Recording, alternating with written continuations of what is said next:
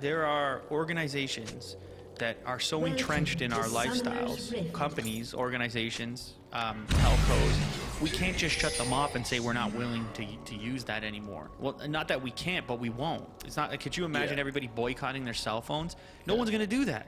I mean, we're like part of the system now. That's right, man. That's how it is. And it's a kind of a benefit and drawback situation. If you were to position to somebody, go to somebody who feels really strongly about some of that NSA stuff, or some of that privacy, some of those privacy issues, etc. Go to them and say, okay, I've got the perfect solution for you. Put down your cell phone and be done with it.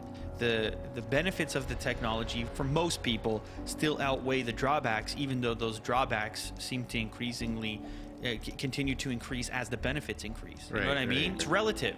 Like, the more important technology is to you in your lifestyle, the more data you need to be sharing with technology in order to take advantage of those new features. It seems inevitable. This merging of these two different informational spaces, your real life and your technological life.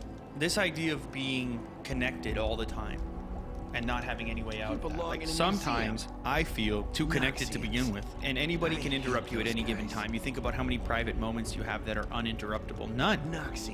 That phone can literally take any moment and make that moment its moment, even though that was not the intention.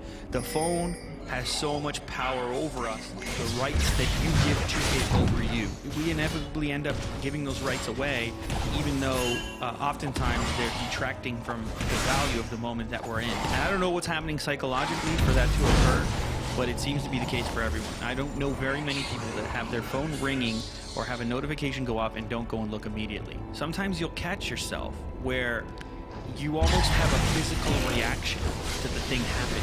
You know when you have an itch in your leg and you scratch it? You don't even think about scratching it. You just go to scratch it. Yeah. You know what I mean? There's no conscious decision to scratch it. And the phone is the same thing, where we're training ourselves to physically react when it either makes a noise, which is a form of stimulation, it speaks to our senses, or it buzzes, actually physically interacts with us. And those things that appeal to our senses are what build that very unnatural relationship, where the phone becomes this entity, this thing that's talking to us, essentially. Yeah, and even when it's not notifying you, like, you just kind of have a natural habit to check your phone. Yeah, the phantom thing where you feel like your phone buzzed, but it didn't. You've heard of this? Yeah, when you're walking on the street. Yeah, and it's like, whoa, how did I just feel my phone vibrate? It didn't vibrate. It's like I had to check just in case. That's right, and a lot of people claim to have experienced that. It's amazing the way that it trains us. So yes, I don't. Again, one of those technological advancements that I don't think we can stop is the one that you mentioned, which is this idea of singularity, where we eventually take all of these things that the phone is and integrate them with us physically, because I think the physical integration has already occurred. It might not be in our veins or in our brain or in our blood supply, but it has created an emotional and physical bond already, and we have just given it wholeheartedly. We haven't tried to protect ourselves from it in any way. Everybody that I know is attached to that device in an unbelievable fashion. It panders to our need for acceptance, our need to socialize. You know, you get people that will spend enormous amounts of time on their Facebook, looking at pictures of their friends, whatever. So they're looking at pictures of a person that they could very easily reach out and interact with, but they're instead, like a super common thing, instead they're choosing this abstract relationship where it's completely on their terms. You get to have access to these social interactions only when you want, not you want, and I can totally see why that's addicting for some people. It's a really easy way to get some of that feedback, to get some of those positive vibes and feelings. You know, somebody left a like on your photo or whatever, and you get that positive vibe of acceptance, and it was so easy for everyone. The other side of that discussion is the fact that they're making a fortune. They're making a fortune off us. You know what I'm saying? They are using all that information that we create. Okay, all the content that we share becomes their content that they can sell against. You know, and so those little thumbs that make you feel a little bit better are big dollars for somebody other than yourself. So you are doing work for somebody, even though it feels like you're getting more out of it than you're putting in.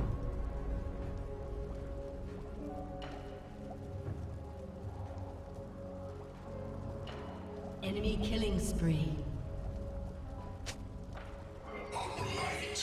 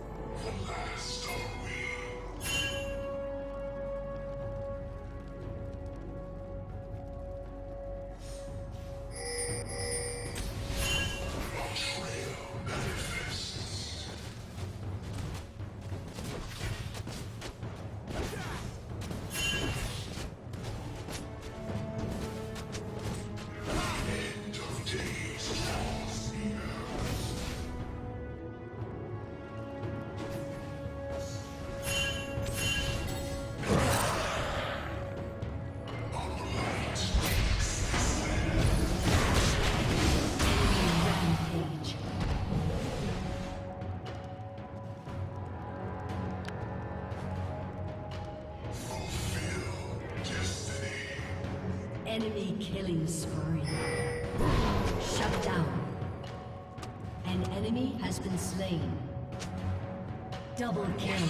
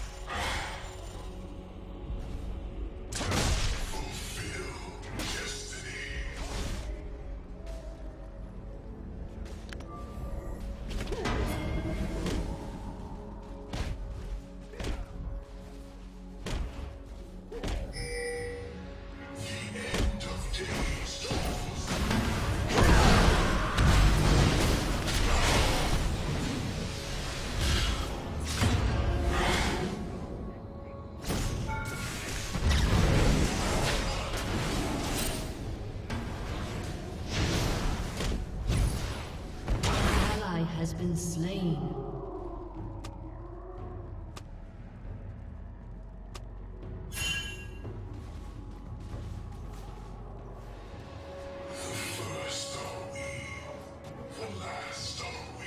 An ally has been slain. Killing spree.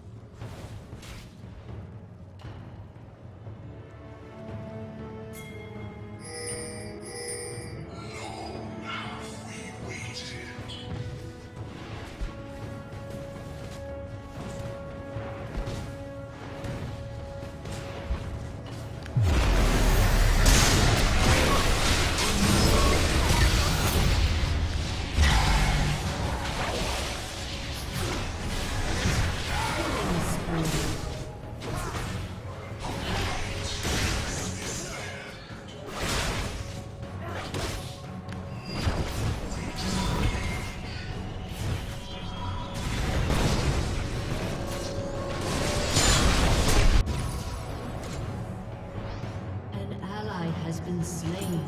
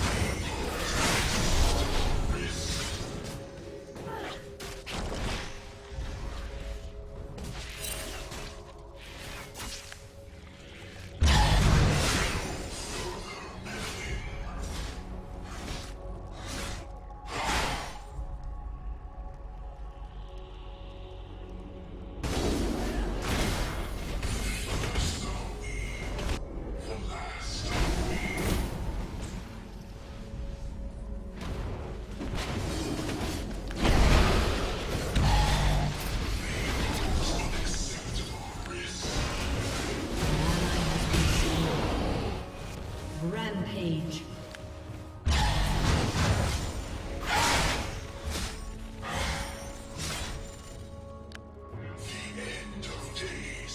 An ally has been slain.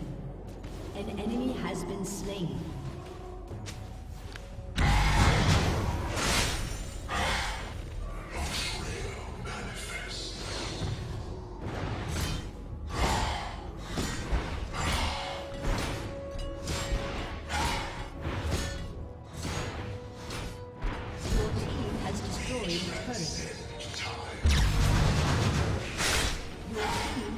Destroyed a turret.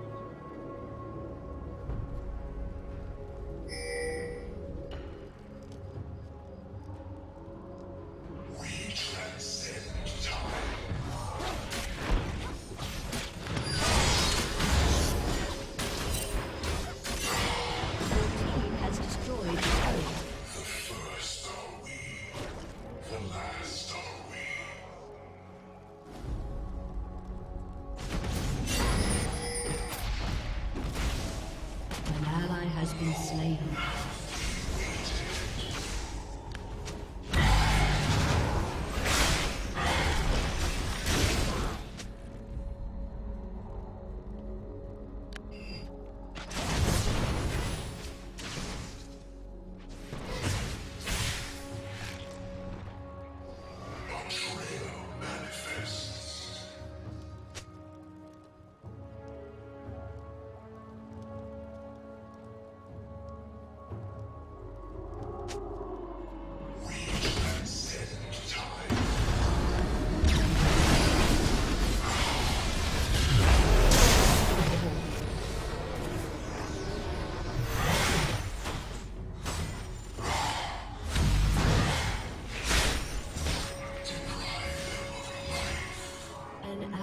Has been slain.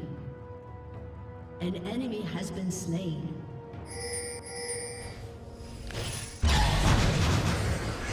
Shut down. An enemy has been slain.